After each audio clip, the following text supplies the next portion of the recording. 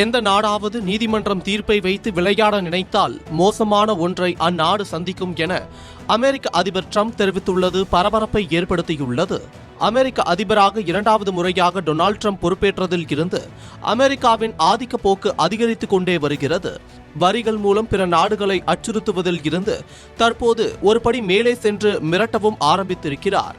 கடந்த ஆண்டு ஏப்ரல் மாதம் அமெரிக்க அதிபர் ட்ரம்ப் இந்தியா, சீனா உட்பட பல்வேறு நாடுகளுக்கு பரஸ்பர வரி விதித்து அதிரடி காட்டினார். பல தசாப்தங்களாக மற்ற உலக நாடுகள் அமெரிக்காவை சுரண்டி வருவதாகவும் இந்த வரி உயர்வு அமெரிக்க பொருளாதாரத்தை பாதுகாக்கும் என்று ட்ரம்ப் தெரிவித்திருந்தார். தொடர்ந்து அமெரிக்க மாகாண அரசுகள் மற்றும் நிறுவனங்கள் இந்த வரி விதிப்பை எதிர்த்து வழக்கு தொடர்ந்தனர். இந்த வழக்கை 9 நீதிபதிகள் அடங்கிய அமர்வு விசாரித்து 6-3 என்ற கணக்கில் ட்ரம்ப் நிர்வாகத்தால் விதிக்கப்பட்ட வரி செல்லாது என அமெரிக்க உச்சநீதிமன்ற நீதிபதிகளால் தெரிவிக்கப்பட்டது. அமெரிக்க உச்சநீதிமன்ற தீர்ப்பை தொடர்ந்து முதற்கட்டமாக 10% வரியை விதித்து உத்தரவிட்ட ட்ரம்ப் அடுத்த சில மணி நேரங்களிலேயே அதனை 15% உயர்த்தி உலக நாடுகளை அதிர வைத்துள்ளார்.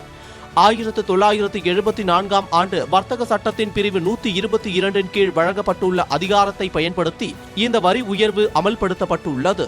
இந்த சட்டத்தின் மூலம் 150 நாட்களுக்கு அதிகபட்சமாக 15% வரியை மட்டுமே விதிக்க முடியும் என்பதால் இது தற்காலிக வரி என்றும் கருதப்படுகிறது. இதனைத் தொடர்ந்து இந்த தீர்ப்பை விதித்த அமெரிக்க உச்சநீதிமன்ற நீதிபதிகளை முட்டாள்கள் என கூறி ட்ரம்ப் கடுமையாக சாடினார். மேலும் இந்த தீர்ப்பின்படி அமெரிக்கா வசூலித்த பணம் திரும்ப கிடைக்குமா என்ற கேள்வியும் எழுந்தது. அமெரிக்க உச்சநீதிமன்ற வரிகளை ரத்து செய்துள்ளதே தவிர வசூலிக்கப்பட்ட பணத்தை திரும்ப வழங்குவது தொடர்பாக தெளிவான வழிகாட்டுதல்களை வழங்கவில்லை என்பது குறிப்பிடத்தக்கது.